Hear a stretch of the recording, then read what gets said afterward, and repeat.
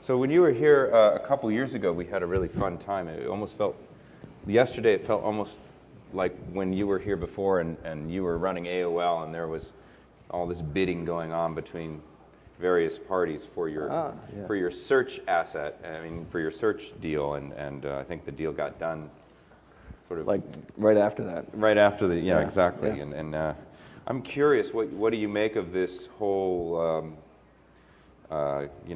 rodeo around Twitter? Just the screen there says John Hagel. No, I'm sure it's not up there. I really hope it's not what they're showing up there. Yeah, okay. Any John will do.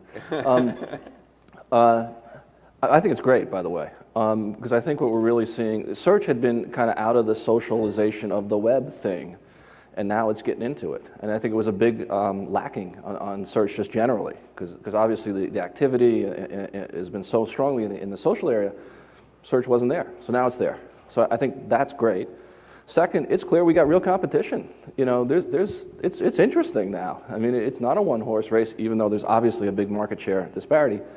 But it's not a one-horse race anymore. And you got to give a lot of credit to Microsoft for, I think, really hanging in there and doing what they do, which is being relentless and just keep coming. And they got a really strong product, and they're in the game. So I think it's great. So let me ask you, what's it like to work with Rupert Murdoch? It's fascinating, to tell you the truth.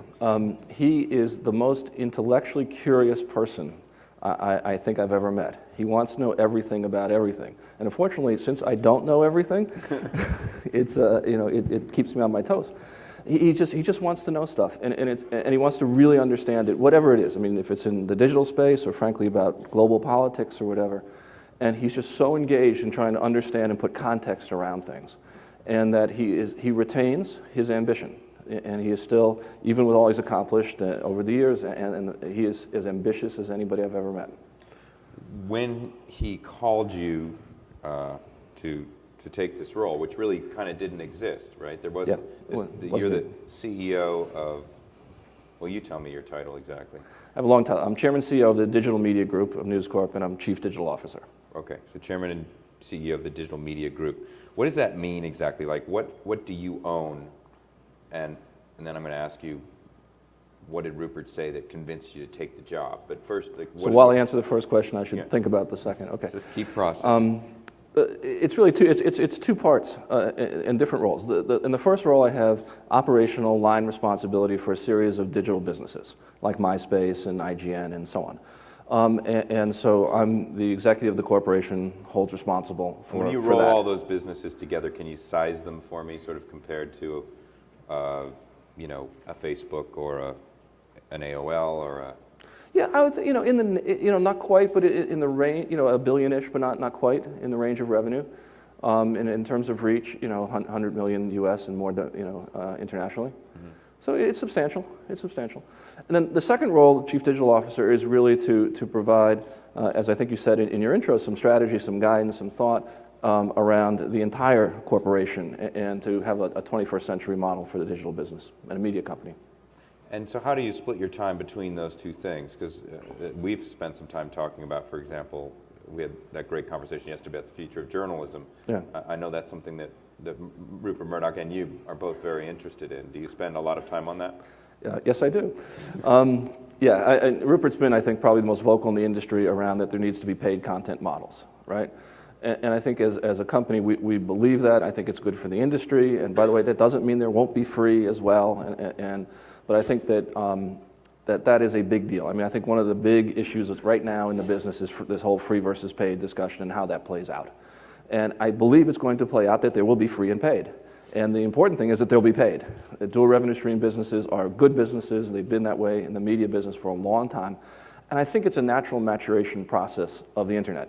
And so I'm spending, I'd say, probably half my time in that world and really trying to figure that out. But what's the question? Don't you just put down the paywall and tell people they have to start paying?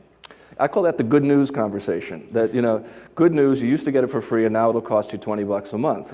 Where do I sign? And I think that's actually a hard way to do it. I think what you have to do is offer increased value. You have to have a whole set of value propositions around a paid world. It's got to be a premium experience. It's got to provide things you couldn't get in a free world. It's got to be clearly differentiated, and there's got to be gradations to it. So I think all those things, you have to provide value. You can't just, in my opinion, throw down a paywall and say, good news, you get to pay now. The Wall Street Journal today does a really good job. I mean, they have, multiple tens of millions of uniques and a big advertising business driven, by the access of the free layer. And they have 1 million-ish digital subscribers and that are obviously paying. And that model shows that you can I call it walk and chew gum. You can walk and chew gum at the same time. And I think that, frankly, is a model the industry would be well to think about. Well, you can walk and chew gum if you're the Wall Street Journal. I mean, that's a brand that has a particular audience, that has a particular that's right. fat wallet for the most part. Well, it's not the wallet. I think it's that they have a very clear value proposition, right? And I think if you're going to be in the paid business, it does up the bar, right? The bar has been upped by everything that's happened, as we know, in the development of the net. So you got to have a real value proposition. That's my point. Right. So let me rewind here. Before you took this job, you and I were talking, and you were running the Velocity interactive. Is it interactive or internet? It was interactive. Interactive group. So this was your. You had partnered with your friend Ross, and you were, you had raised funds, and you were starting to do investments, and you had a sort of a thesis that you were investing from, and you didn't care if you were investing in a sort of seed company or putting together a very big deal. When you worked on some massive deals that didn't end up happening, but were very close, which I can't wait to ask you about. But why did you leave that and do this? What compelled you? So we were investing, and I was having a good time, by the way, and Ross is one of my favorite people, and I think he's one of the smartest guys around. We were investing primarily in 3 areas: the next generation monetization systems, online publishing and content, and specifically online video, and that's development. And essentially, in that job, we didn't have to care about preserving what was. We were only about what was next. And that was fun, frankly, and very, very focused. The difference is, I, in essence, was offered a proposition that said, yeah, you can play in all of those things, right? Monetization, content, video, and publishing. But now, here's the scale, and you got a higher degree of difficulty, which is you got to figure out how to help preserve and transition, as well as figure out what's next. And being a glutton for punishment, which my career amply demonstrates. We'll talk about AOL in a little while. That seemed like a really interesting idea for frankly, a singular company and a singular figure. Now, when it was announced that you were doing this, a lot of people said, "Oh boy, now John is going to have to go fix MySpace." And I think there was a sense that MySpace had lost its way. Owen was here yesterday. I don't know how the crowd felt about what he presented as sort of the strategy for MySpace, but I think he had a clearer sense of it certainly than in May when he had just started and you guys first announced you were going to do something around content and socialization of content.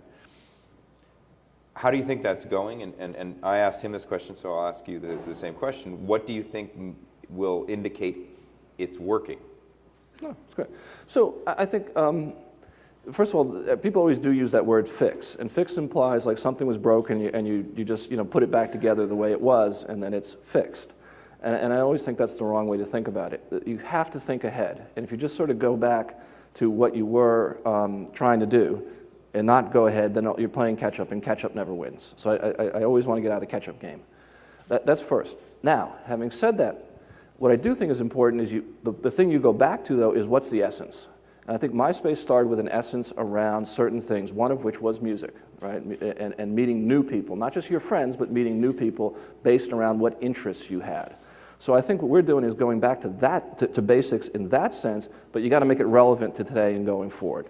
And so I think we're focused on the right stuff. I think we're starting to get our operational legs under us, because at first everybody comes in and frankly you look at it and it's a big beast and you go, oh my God.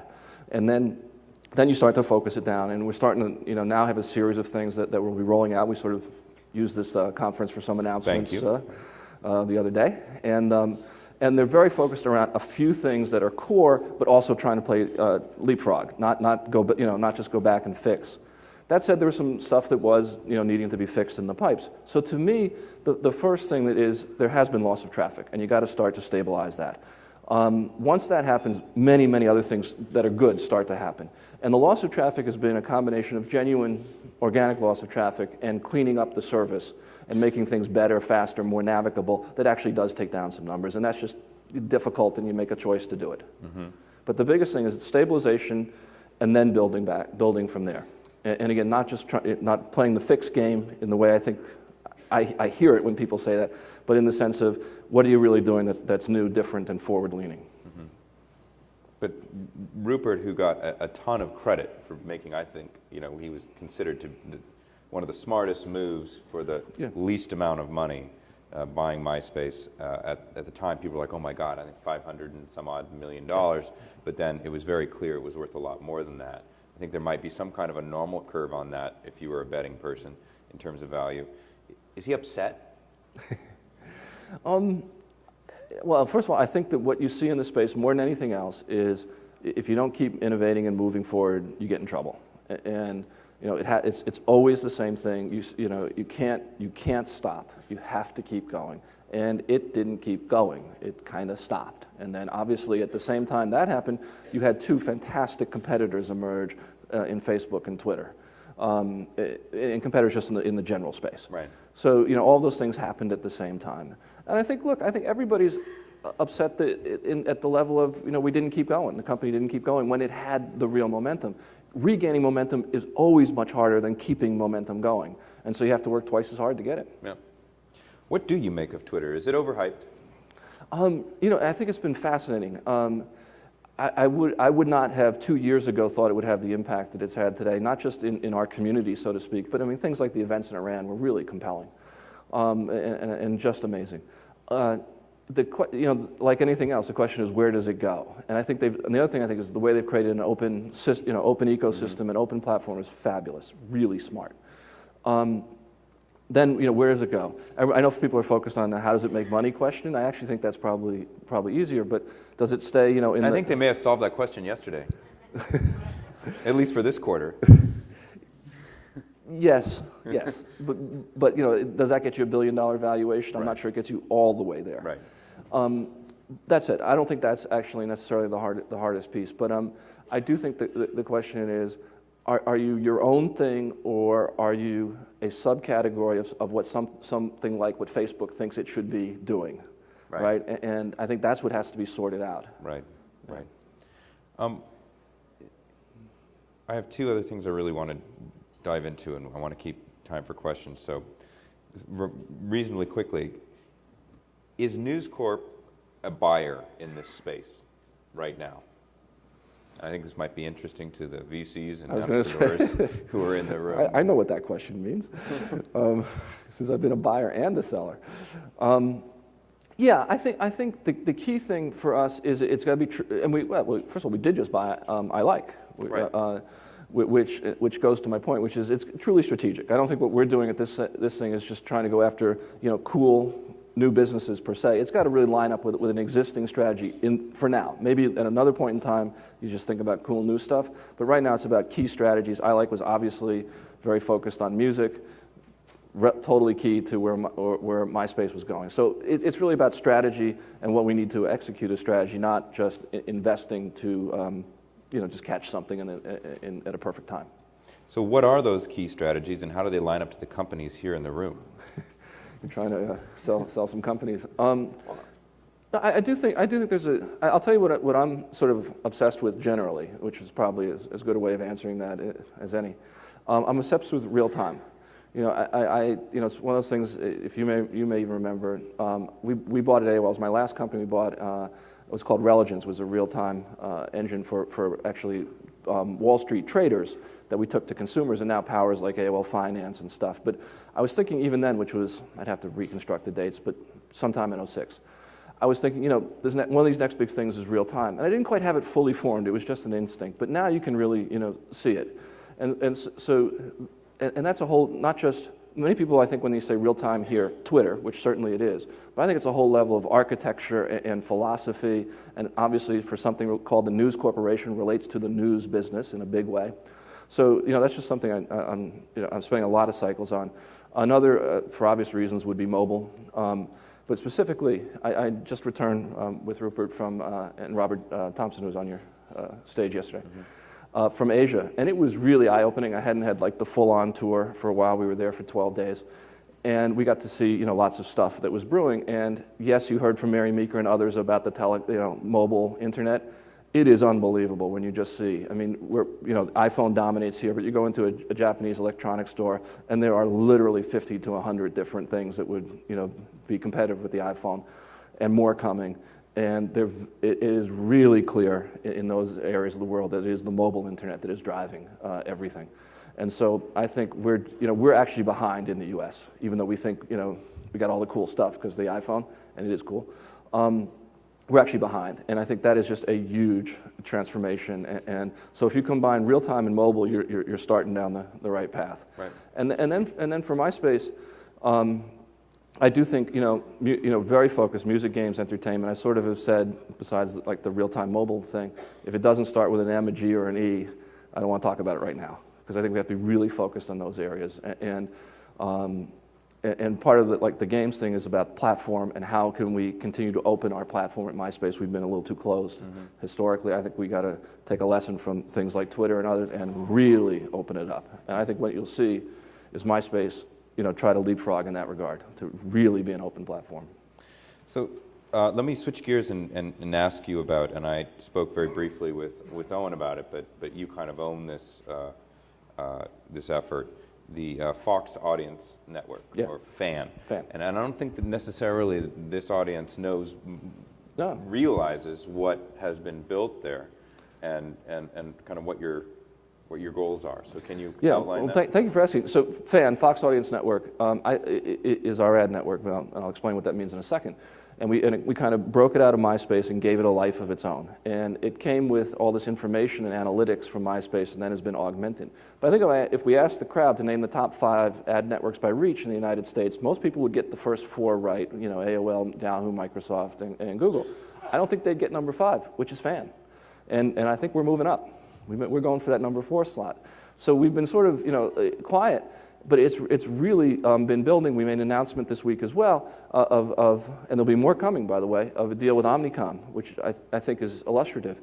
So Omnicom will have a real-time bidding engine, which we supply, which is really good. It's a really good real-time bidding engine that they can buy directly into that network, which, by the way, has about 160 million uniques, less than half from MySpace, so it's more third-party, and they can buy directly in, and they can buy, with this real-time engine, using the data that we've basically extracted from the social networking world and matched across the web, which is buying audiences. If you're following what's going on in display advertising, it's really now becoming about buying audiences. And by the way, this is all privacy protected and all that kind of stuff, so it's good in that regard. But now it's really giving that power over to the buy side. So we have the sell side and the buy side really having this direct connection in a way they've never had with enhanced information. And we have more coming in that regard. So I think we're just at the beginning of a coming out party for FAN, and I think it's about the next kind of turn of the wheel in display advertising. Search is, for obvious reasons, it gets most of the headlines, and display has lagged in the last few years, I think, in development of display. I think we're now entering another era of display. Well, isn't what's really, in display, and we had this conversation yesterday about publishers who feel a bit potentially threatened by exchanges in particular. Because of their ability to sort of reach through the brand, grab the audience, and do a buy-sell there that may not really involve a premium to the publisher, and the brand itself is not. Do you think that that's a problem? Yep. You do? I do. I think here's what happens.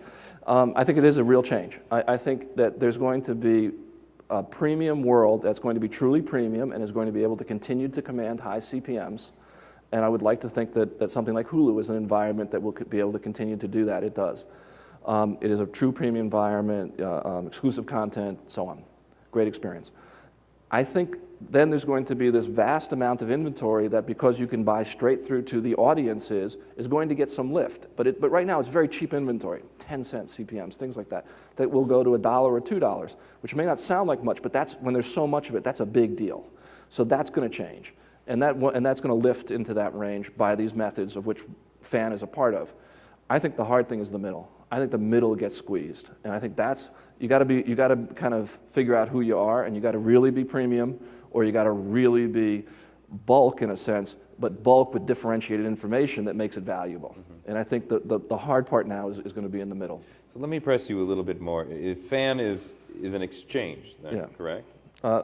Fan is an ad network we have an exchange model with the real-time bidding that we're putting on top. Yes, sir. Like so exchange. Directionally exchange, yes. Uh-huh. So what do you make of the others that are out there, and how is it differentiated? For example, the DoubleClick exchange. Well, first of all, I think, going back to what I think is going on display, one of the big things is moving to buying audiences. The second is moving to exchanges and raise the issue we just talked about. I think what's really different is the information and the data. What Fan has done is basically use the social networking environment where people actually just tell you as much as they can about themselves freely, and culling that and massaging that into usable data, augmenting it with other stuff, and then being able to spread that as information across the web. So that you're attaching what you know about somebody. Well, it's not profiles, and it's audiences, right? Just to be. Well, I want to make privacy let's clarify that. I want to make sure to understand it. So how is it that, if I'm declaring all the things that I'm interested in on MySpace, right. I like this band, I like this, I have this behavior, I go here. Yeah, we know. You know. Yeah. And then I leave MySpace and I go to a third party who's part of the Fan audience network, and an ad appears that is informed by the stuff that I've declared inside MySpace, right? Yes. And by the way, this is not a unique model. This is a model that others are also. The question that part's not unique. The question is how well can you understand from what somebody is doing, what their interests are, and what they're likely to respond to. That's your secret sauce. Yes. And you think you're. Yes, I think we're actually really good at that. And it's it was started because one of the questions was, how do you make money in a social networking environment? So it had to be figured out. And then the further question was, well, if you figured that out, can you match that across the web? And the answer is yes, you can. So that's an interesting shift. Yes. And we had Sheryl Sandberg here before, and I was asking her about this very question: when are we going to be able to get Facebook data across the web? And she was coy. Yeah, hopefully they'll be behind and not focus on it. Yeah. Got to give us a little something. Let me sort of take you back. It's too hard to do. The systems are tough. And they don't want to boil that ocean. Let me take you back in time a little bit and ask you, as the former CEO of AOL, the new CEO of AOL, Tim Armstrong, is coming later this afternoon. Yeah. And I get to interview him. So what should I ask him?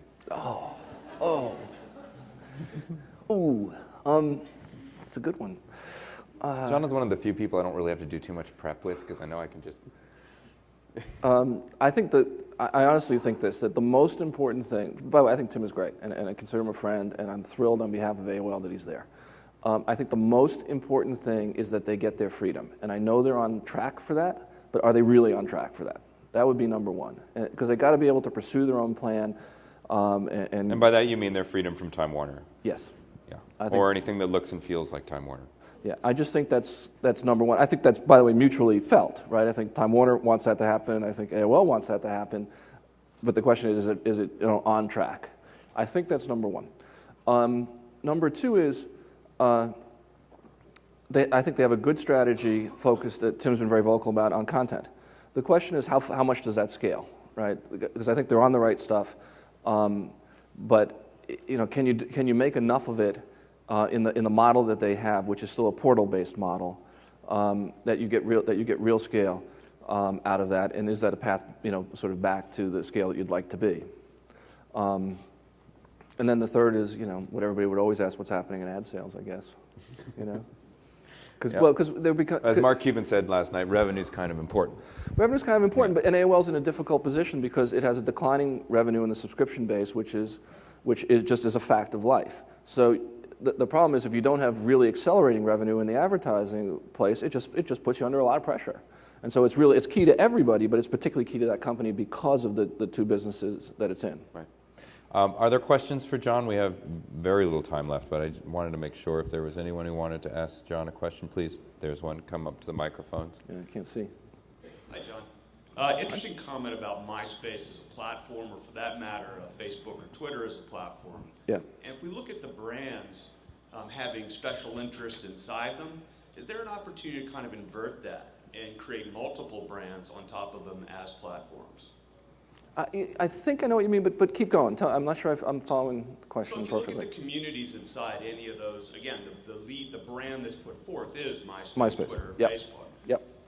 To identify and create new brands that simply leverage them as a underlying platform. Sure, absolutely. And by the way, I think that's what AOL has I think we started to do it. I think they've continued to do that. We started, for example, TMZ when I was there, leveraging the platform that was AOL to give that thing a lift. And I absolutely, yes, so 100% I think that. And I think one of the things is you always have tension in an organization between wanting to call everything MySpace versus wanting to call it something else like TMZ. And I actually think you got to get over it. And yes, you should use it as a platform to start new brands. You had some interesting comments about premium and bulk content, and I wondered if you could talk a little bit about the digital media strategy with Fox around authentication and how that might play out and where your role sits within that. Yeah, I think authentication is one of those big questions. I think if you look at an arc, I think the momentum's for it, for that kind of content. I think there's the likelihood is that over an arc of time of a few years, it happens. So I think that... Sorry, when you say, again, I get to play stupid or just be stupid. What do you mean by authentication? Authentication means if you're going to view something, you have to sign in, log in, that you are, in this case, a cable or, let's say, a cable subscriber. So the online on-demand stuff that we talked about. That's right. And so cable and satellite represent, depending on the stats, it's called 85% of the U.S. So 85% of the U.S. you're already covered, in theory, if it was adopted nationwide. And then there's 15% that are not subscribers that would be disadvantaged in that scheme. But I think the arc of it is, and there's so much money at stake that the distributors, the cable and satellite guys and phone are paying to the content providers that it's going to happen. There's a lot of fits and starts and just technical stuff and operational stuff, but I think over an arc it happens. Last question? Or do we have another one back there? Okay. Well, I don't know. This is Mike Arrington from TechCrunch. Hey, Mike. I just wanted a great conference, John. By the Thanks, way. Mike. Photobucket sale announcement today. Let's do it right now. Thanks, Mike. I was going to. Was that in the form of a question? I'm sorry. Did you sell Photobucket? Can I just say that the lights are in my eyes, so I can't see that it's you, but I am confident that is Mike Arrington who asked that question. No, I can't make an announcement here. But look, we're going through all the assets and saying, does it fit into an overall strategy?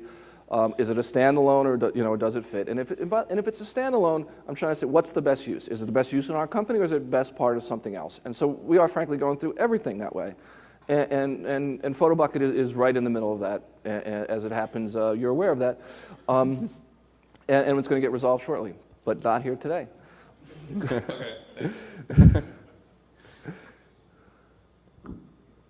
I wanted to ask you more about Twitter. Sure. It seems like Twitter is still not a mainstream phenomena. It's still a little bit more of a celebrity, blogger, and more tech-savvy people phenomena. So that could be wrong. Maybe it's already. Yeah, I think it's kind of broken through at this point, but keep going. I wanted to ask you, where do you see Twitter fitting into people's lives versus Facebook and MySpace? How do you see Twitter being similar or different?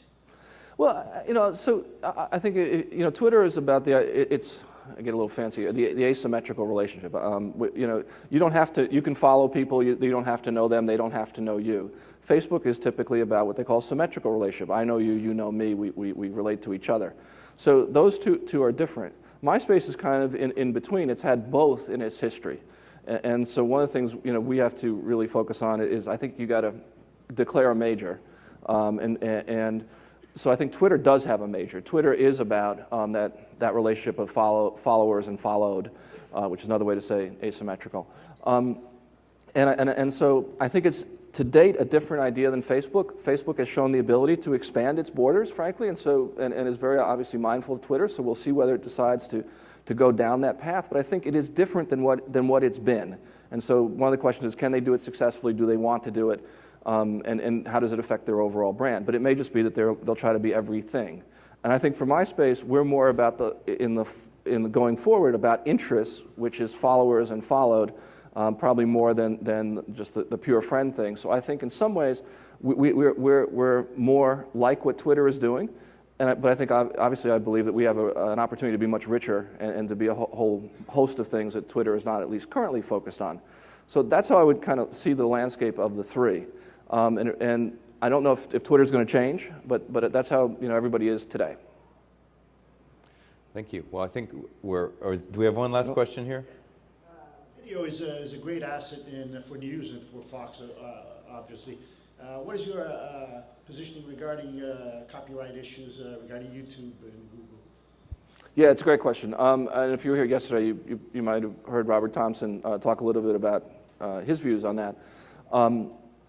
Look, we strongly got to have copyrights that are respected. I mean, just any content company does, any real media company does. I was in as I said, Asia last week, and you're even hearing now government officials in China who we sat with talking openly and privately also that they realize this has to happen, both for our kind of stuff and, by the way, for their budding content creation industries. That was the really interesting thing, that now in China they got a lot of people making a lot of stuff, and they're concerned about copyright, not just and piracy. So I really do think that this is a maturation process, and that we will have an internet that fundamentally, and an internet and its extensions, like a mobile internet, that does fundamentally respect copyright. And it has to happen, and it will happen, and it's happening more every day. And when you see it, kind of on a worldwide basis, it happens. Thank you. Well, I wish we could keep going with you, John, but well, unfortunately our time is up. And thank you so much for joining us. Please thank John. Thank you very much. Thanks a lot, man. See you.